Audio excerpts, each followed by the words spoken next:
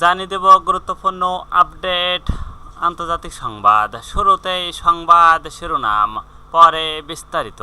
ইয়েমেনে মার্কিন বাহিনীর ফের মুহুর্মুহু হামলা, নিহত 12। আরও জানিয়ে দেব ইসরায়েলি হামলায় আরও 39 ফিলিস্তিনি নিহত।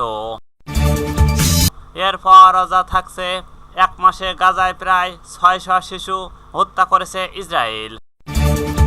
সর্বশেষ জানিয়ে দেব ফিলিস্তিন রাষ্ট্রের সমর্থনকারী ফরাসি এমপিদের ভিসা বাতিল করল ইসরায়েল। এতক্ষণ শুনছিলেন সংবাদ শিরোনাম, এবার বিস্তারিত। তার আগে অনুরোধ থাকবে আজকের এই ভিডিও সম্পর্কে আপনার মূল্যবান মতামত। ভিডিও ভালো লাগলে লাইক, কমেন্ট ও শেয়ার করে সবাইকে দেখার সুযোগ করে দিন। ইয়েমেনে মার্কিন বাহিনীর ফের মুহুর্মুহু হামলা, নিহত 12। ইয়েমেনে রাজধানী সানার ফের ব্যাপক বিমান হামলা চালিয়েছে মার্কিন বাহিনী। সোমবার সকালে ইরান সমর্থিত বিদ্রোহী গোষ্ঠী হুতির স্বাস্থ্য মন্ত্রণালয় জানিয়েছেন, হামলায় অন্তত 12 জন নিহত হয়েছে, আহত হয়েছেন আরও 30 জন। খবর আরব নিউজ আল জাজিরার।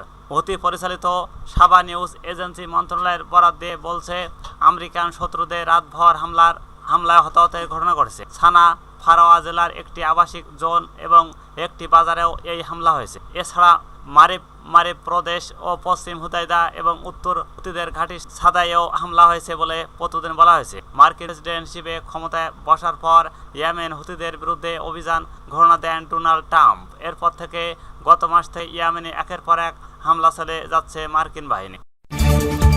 ইসরায়েলি হামলায় আরও 39 ফিলিস্তিনি নিহত।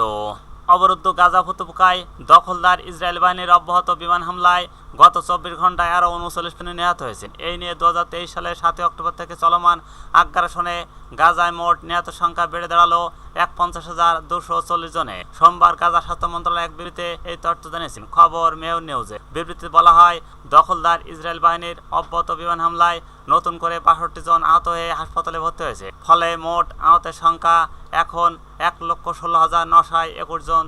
তুরস্কের সংস্থা আনাদোলু এজেন্সি জানিয়েছেন, উপত্যকা জুড়ে ইসরায়েলি বাহিনীর এই গণহত্যামূলক আগ্রাসন অব্যাহত রয়েছে, যার ফলে প্রতিদিনই বাড়ছে হতাহতের সংখ্যা। গাজা স্বাস্থ্য মন্ত্রণালয় বলছে, বহু সংখ্যক লাশ এখনও ধ্বংসস্তূপের নিচে নিখোঁজ রয়েছে। উদ্ধারকারীরা সেখানে পৌঁছতে পারছেন না।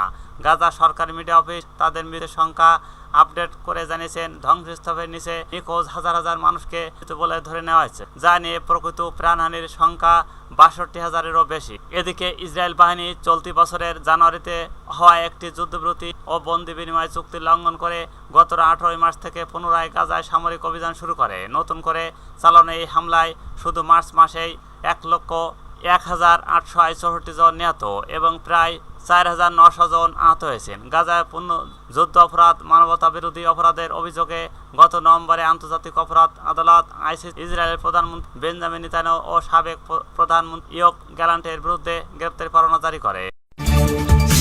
এক মাসে গাজায় প্রায় 600 শিশু হত্যা করেছে ইসরায়েল। গাজায় যুদ্ধবিরতি ভঙ্গ করে এক মাস প্রায় 600 জন শিশুকে হত্যা করেছে দখলদার ইসরায়েল। সেই সঙ্গে আরও 1600 জনের বেশি শিশু আহত হয়েছেন। সোমবার 21 এপ্রিল জাতিসংঘের শিশু সংস্থা ইউনিসেফ প্রকাশিত পরিসংখ্যানের বরাদ্দে শরণার্থী বিষয়ক সংস্থা ইউএনআরডব্লিউ এই তথ্য জানিয়েছে। ইউএনআরডব্লিউ জানিয়েছেন, 18 মার্চ থেকে ইসরায়েল পুনরায় আক্রমণ শুরু করার পর থেকে প্রায় 600 জন শিশু নিহত হয়েছেন।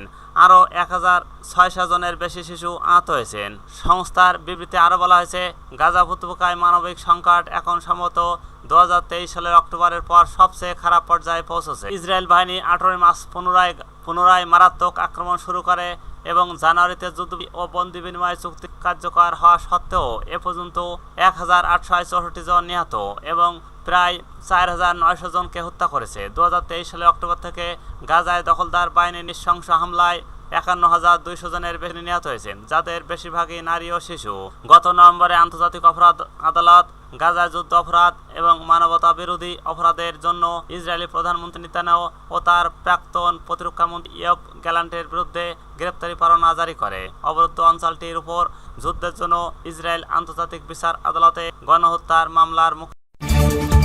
ফিলিস্তিনি রাষ্ট্রের সমর্থনকারী ফরাসি এমপিদের ভিসা বাতিল করল ইসরায়েল। ফিলিস্তিনি রাষ্ট্রের স্বীকৃতির পক্ষে সমর্থনকারী বামপন্থী ফরাসি আইন প্রণেতাদের প্রবেশ ও ভিসা বাতিল করেছে ইসরায়েল। আগামী জুন মাসে একটি আন্তর্জাতিক সম্মেলনে ফরাসি প্রেসিডেন্ট ইমানুয়েল ম্যাক্রো ফিলিস্তিনকে স্বীকৃতি পারেন বলে ঘোষণা করার পরপরই এই পদক্ষেপ নেওয়া হলো। ইসরায়েলি নিষেধাজ্ঞার আওতায় পড়ে ২৭ জন রাজনীতিবিদের এই দলে আছেন ফ্রান্সের ইকোলিস্ট ও কমিউনিস্ট দলের সদস্যরা, স্থানীয় কর্মকর্তা এবং মেয়ররাও ও তাদের মধ্যে আছে জাতীয় পরিষদের ফ্রাঁসোয়া রাফি, আলেক্স কর্বিয়ের এবং ইকোলজিস্ট পার্টির ওজেন কমিটি ও কমিউনিস্ট ডেপুটি সৌম্য বরিহা এবং সিনেটর মারিয়ান মার্গেট।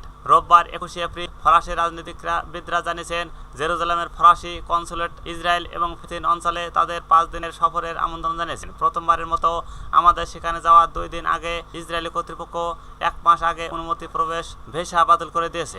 আইন প্রণেতারা তাদের ইসরায়েলি এই সিদ্ধান্তকে সম্মিলিত শাস্তি বলে অভিহিত করেছে। তারা ভিসা নিষেধাজ্ঞাকে কূটনৈতিক সম্পর্কে একটি বড় ফাটল হিসেবে বর্ণনা করেছে এবং ম্যাক্রোকেও এই বিষয়ে সাড়া দেওয়ার আহ্বান জানিয়েছে।